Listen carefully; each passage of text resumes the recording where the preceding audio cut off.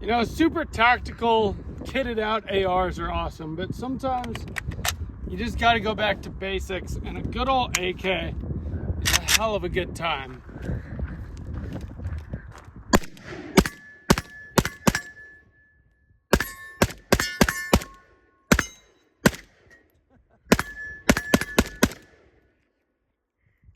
Oh my gosh. Check it out. This is the problem with shooting the AK.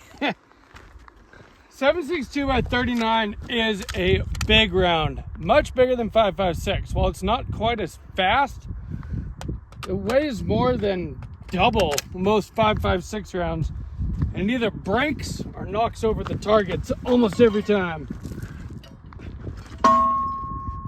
Modular, with mounting solutions literally everywhere. Yet, rifle is fine. Suppressed, perfectly tuned gas system, perfectly tuned buffer system for a nice, soft shooting, easy to use platform.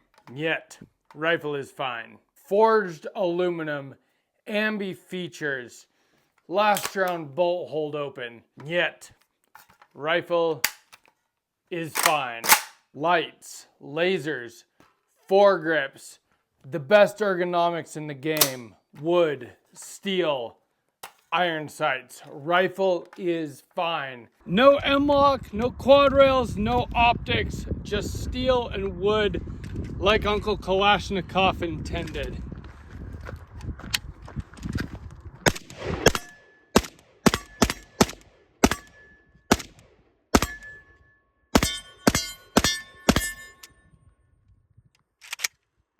Why do I love the AK so much, and why is my AK so basic compared to the way that I set up all of my ARs? I mean, I'm literally working on a new AR build right now that's gonna have all the things. But my AK just stays like this. And why is that? Well, I think it all kind of goes back to when I was a 15-year-old kid, to be quite honest. My very first car was a 1967 Mustang Fastback, candy apple red with a fire-breathing V8 engine, carbureted of course. That thing was a beast. It was sexy and it was a hell of a lot of fun to drive. Nowadays I've got a modern Ford F-150, and yes, the F-150 is more comfortable, heated and cooled seats, navigation, you know, all the things. Kind of like one of these ARs. But that 67 Mustang was a lot cooler. Well, this is a 67 Wasser 1063 from Romania. It's not the nicest AK in the world. Far from it. In fact, this thing is a little bit beat up. It's had a long life. And it's been used. And it's been abused. And it's been put away wet. But the thing is just sweet. And it's still perfectly reliable. Do I shoot it as well as I shoot one of my ARs? No. But that's on me. It's because I shoot the ARs more often. I'm more used to AR controls, and I'm used to, honestly, using optics these days. But I hadn't taken the AK out in a while, and then last weekend I did to do the Halloween video. A very short, like minute-and-a-half video, where I literally mag-dumped 5.56 into a pumpkin on super safe mode.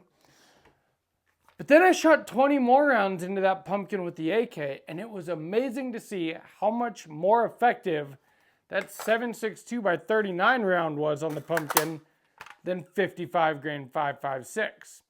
Now the AR round, the 5.56, 2.23, well, it gets effectiveness from velocity. Speed kills, right? The AK round doesn't travel quite as fast as that, but it's 123 grains versus 55, 62, or even 77. And that big 30 caliber bullet, it hits with some authority. Whenever I go out and shoot the AK, I end up either knocking over or breaking targets. Have you ever been hacked, scammed, or doxxed, had your identity stolen, or been the victim of fraud? Well, then this video's sponsor is for you, and that sponsor is Aura. You see, the reason why these things are happening to you is because data brokers have your personal information that has been leaked on the internet. Anytime you go on a website and you sign up for email or text alerts or something like that, your information gets out there. And your information is out there, and that is why you get spam calls and scam calls. Well, those data brokers are making billions of dollars a year selling your personal data and information. You're getting none of it, and in fact, it's just causing you a giant hassle. Well, Aura is here for you, and you can try it out for free for 2 weeks, 14 days, using my link, aura.com/sawtoothtactical. What will they do for you? Well, they will scour the internet, and they'll find anywhere where those data brokers are selling your information, and they will submit professional opt-out requests on your behalf, getting you off of those lists, and then you stop getting spam calls and you stop getting scam calls. It's pretty dang sweet. But they do a lot more than just that. They also give you a VPN, antivirus software, and a password manager. They have US-based support available around the clock and a $5 million identity theft insurance policy. They also have alerts in case your personal info is found on the dark web, and real-time fraud alerts for credit and banking, and 24/7 fraud monitoring. They do all this and more, and they do it all for $12 a month. It is well worth it. But if you want to try it out, again, like I said, for 2 weeks absolutely free, that's enough time to get your information scrubbed from the internet so that you stop getting those scam calls and those spam calls. So you might as well try it out for free again, like I said, at aura.com/sawtoothtactical. So with an AK, there is no last round bolt hold open like an AR-15. In fact, there's none of those quality of life upgrades like ambi controls or anything like that. So I've got 10 rounds in this magazine. I've got a full magazine in my pocket because AK mags don't fit in the battle belt. We're gonna shoot these 10 rounds, and then I'm gonna show you how an AK reload works because, again, no last round bolt hold open. So,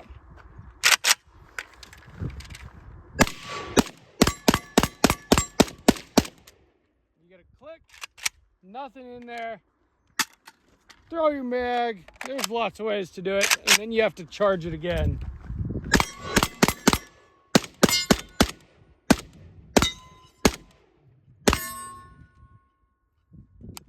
Of all the weapons in the vast Soviet arsenal, nothing was more profitable than Automat Kalashnikova, model of 1947, more commonly known as the AK-47 or Kalashnikov. It's the world's most popular assault rifle, a weapon all fighters love. An elegantly simple 9-pound amalgamation of forged steel and plywood. It doesn't break, jam, or overheat. It will shoot whether it's covered in mud or filled with sand. It's so easy, even a child can use it, and they do. The Soviets put the gun on a coin. Mozambique put it on their flag. Since the end of the Cold War, the Kalashnikov has become the Russian people's greatest export. After that comes vodka, caviar, and suicidal novelists. There's just something special about the AK. It's been in movies, it's been on countries' flags. It's a classic aesthetic that anybody recognizes, whether they're a gun person or not. It's kind of like the MP5, and honestly, like the M16A1. These are guns that everybody knows. But when it comes to things like ARs and MP5s, I do, as much as I love the aesthetic, I do like those modern quality of life upgrades. When it comes to the AK, I just want it to look like an AK. Now this is the quintessential AR guy's AK. And to be quite honest, I don't shoot it enough. And that's why I felt like I had to bring it out and put some rounds through it today and just do another AK video because I've gotten a lot of comments from people asking for that. So what is my AK? Well, like I said, it's a 1967 Wasser 1063. Now the 1063 is built in the Romanian Cuzier factory with actual military gun parts. Now, does it have that third position? No. It's safe and semi-auto. Just like most, civilian AKs, well, like all of them, really. Unless you've got like one of those new AK super safeties, and they do exist. Although I think it's hard to come by a 3-position one. I think those are coming too, though. But I don't even know if I'm going to do that with this gun. I like it the way that it is. It is just stamped steel and wood. It's very raw. It's very crude. It's very loose. But, I mean, that is one of the best sounds in the gun world. The way that an AK racks, the way that it feels when you shoot it. So it's actually really funny. So when I did that Halloween video, I went out, like I said, dumped a mag in the 3rd position with that. I only run my ARs suppressed these days. And then I pulled out the AK, and like the first 2 shots I pulled, I was like, oh my God, like this thing's loud. And it's got a little bit of recoil to it. Is the recoil bad? Absolutely not. But it's just a different shooting experience than a perfectly tuned, suppressed AR where you could just come off safe and rounds on target as fast as possible, back on safe. Like you can do that with an AK if you train with it, absolutely. But the ergonomics and just the way that you use it is way different. So your safety is literally just another flap of stamped steel. Just like your receiver, your dust cover, all this stuff, just stamped, folded steel. And so it just takes some getting used to when it comes to the battery of arms. It's just different. Different isn't bad, it's just different. But I do love it. Now, do I use this as my home defense gun? Is this my end of the world gun? It absolutely could be. It's probably, the most reliable gun I own. All these guns are pretty dang reliable these days. It's modern manufacturing and firearm technology is really good. But this thing, for being so old, the fact that it just runs, I don't clean it, like hardly ever. I clean it. But like, I can't remember the last time that I cleaned this. Whereas when it comes to the ARs, when it comes to the 2011s, even my striker fired pistols and stuff, like I try to be pretty good about cleaning them whenever they've gotten shot, even just a couple hundred rounds. The AK I don't really worry about. If it's dirty, I know it's still gonna run. And they say that's because of loose tolerances, and that is partially true, but it also has to do with the operating system. You see, this thing isn't direct impingement like an AR. It runs on a long stroke gas piston system, meaning that there is a piston up in here, and it literally looks like the piston in your car engine, just smaller. And so the gas, just like on an AR, comes up through a hole in the barrel, through the gas block, but it actually just impinges upon that piston. It doesn't come all the way back into your system, into your receiver, into your bolt carrier group, making things, dirty, gummed up, covered in carbon. That doesn't really happen with the AK. When I do clean this thing, even if I've put a ton of rounds through it, I'm always amazed that it really just doesn't get all that dirty. It's a very clean system, but it does get very hot. So this AK, in a lot of ways, reminds me of my first car. It was a 1967 Mustang Fastback. And shooting this is kind of like driving that 67, muscle car. This is a 1967 Wasser 1063 from Romania. And it's just very, very basic. But it sure is fun.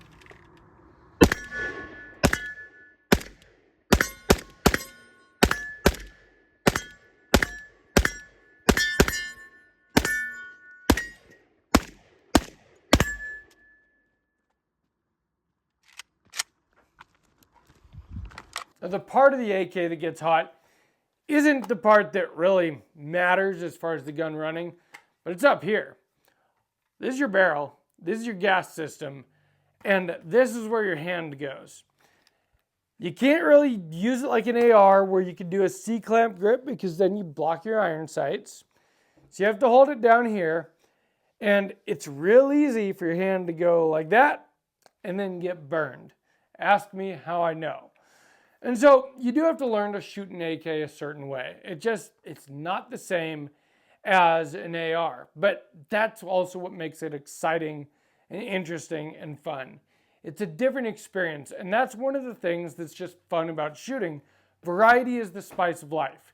People have asked me many times in comments on this channel, why do you need so many guns? Well, I don't need so many guns, but it's fun to have different things. It's fun to go shoot the MP5. It's really fun to shoot 2011s, although like my M&P is what I trust the most. It's fun to have a 10.3 and 14.5.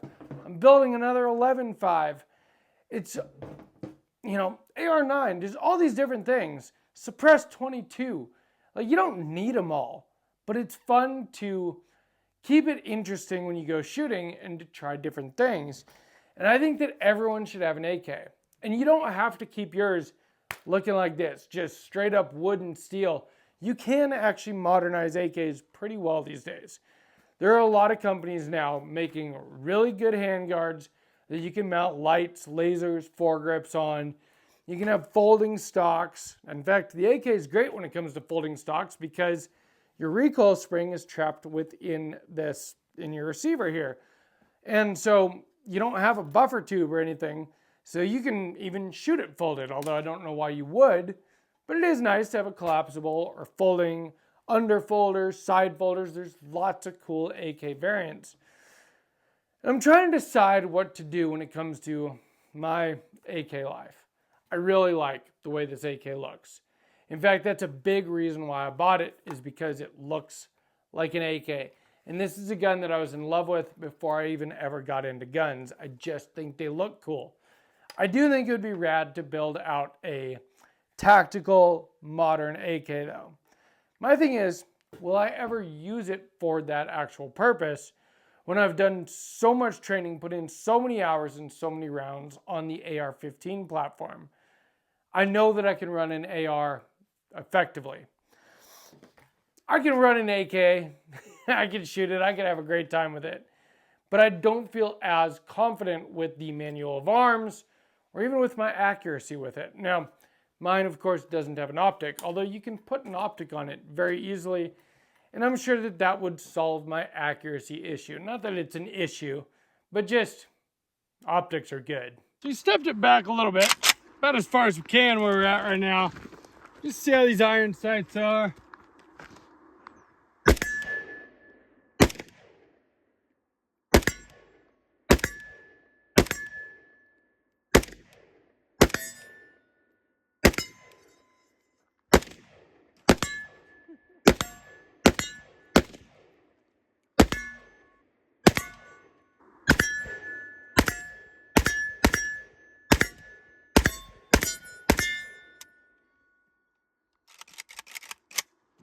Look at that, dude, just smoke. Well, let me know what you guys think down in the comments.